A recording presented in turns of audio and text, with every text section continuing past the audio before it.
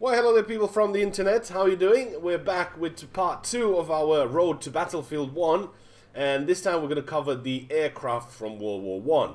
In the previous video we've covered the start of the war, how the war got started. We also covered some of the early prototype tanks and how tanks played a huge and important role in World War 1. In this one we're just going to cover the aircraft. Now in the Battlefield 1 trailer we did get, I think it's about 5 or 6 planes, biplanes, zeppelins and all that, and we're going to cover all that in this here video. At the start of World War 1, aircraft were very basic and crude. By the time World War 1 has ended, the aircraft has become far more sophisticated and had differentiated into fighters, bombers, long-range bombers. The development of aircraft was stimulated by the war's requirements, as was the way the aircraft were actually used.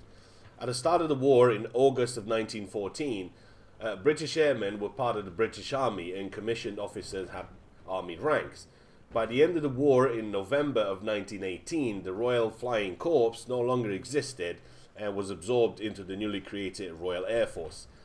This had its own command structure away from the army and introduced its own ranks. Now the first ever recorded flight was in 1903 when the Wright brothers flew their aircraft. The first powered crossing of the English Channel was by Louis Blériot in 1909, therefore it could be expected that by 1914 aircraft remaining remarkably crude.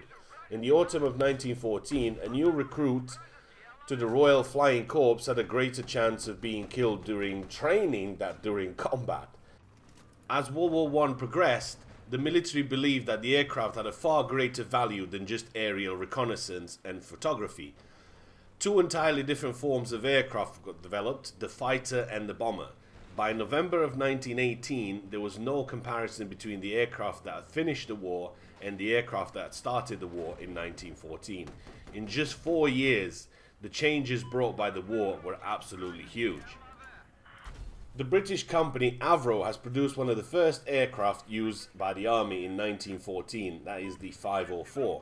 In fact, the first British aircraft shot down by the enemy in World War I was the Avro 504, flown by Lieutenant Waterfall.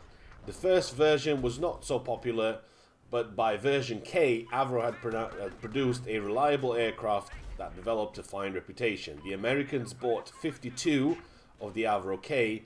The Sopwith Camel, which is one of the planes that we see in the Battlefield 1 trailer, also gained a good reputation as a fighter aircraft.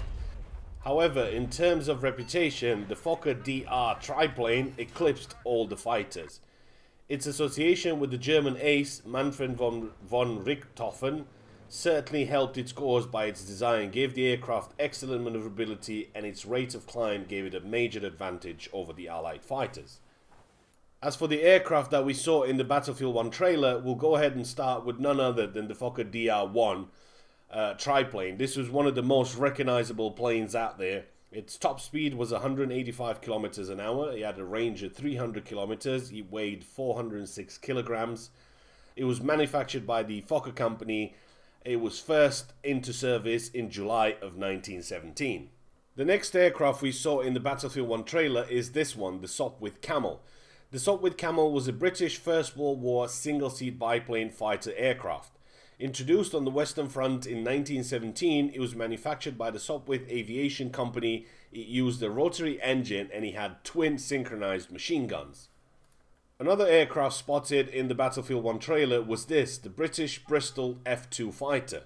The Bristol F-2 fighter was a British two-seat biplane, fighter and reconnaissance aircraft of the First World War. Developed by the British Aeroplane Company, it is often simply just called the Bristol Fighter.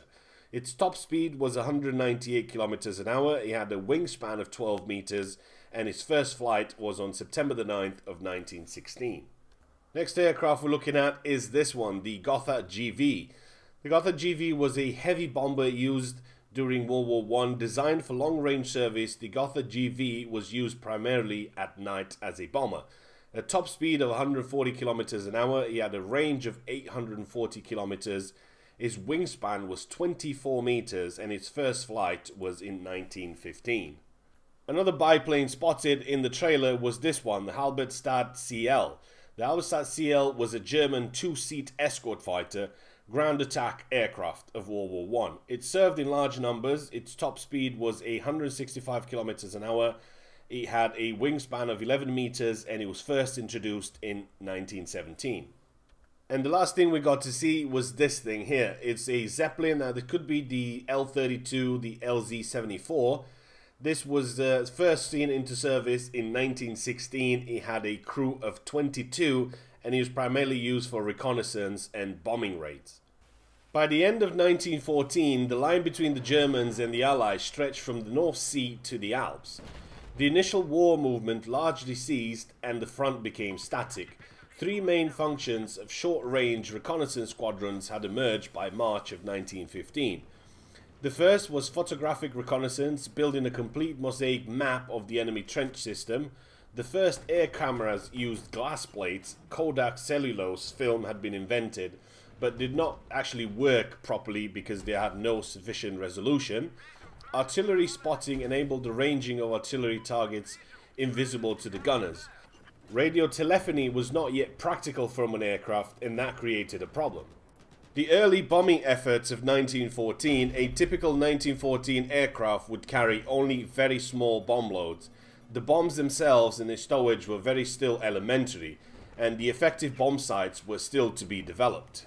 When the Battle of Verdun began on the 21st of February of 1916, air superiority initially enabled the Germans to establish a blockade on the French air squadrons. However, the French were already arming their specialist fighter squadrons with this new offensive strategy. They quickly overcame the Germans, establishing air superiority over the battle by April of 1916.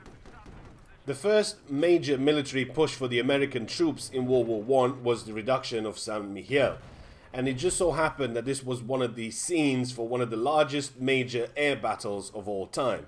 Here, the Allies succeeded in assembling nearly 1,500 planes to counter the 500 on the German side. In terms of sheer numbers of the planes involved on both sides, most modern battles won't even come close to this vintage operation.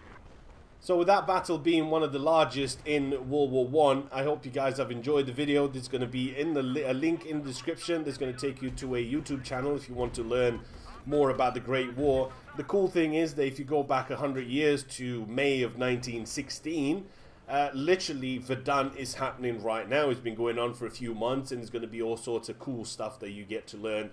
Link is in the description if you want to learn a little bit more about the war. I hope you enjoyed the video, and I will see you in the next one. 1, 2, 1, 2, 3, 4.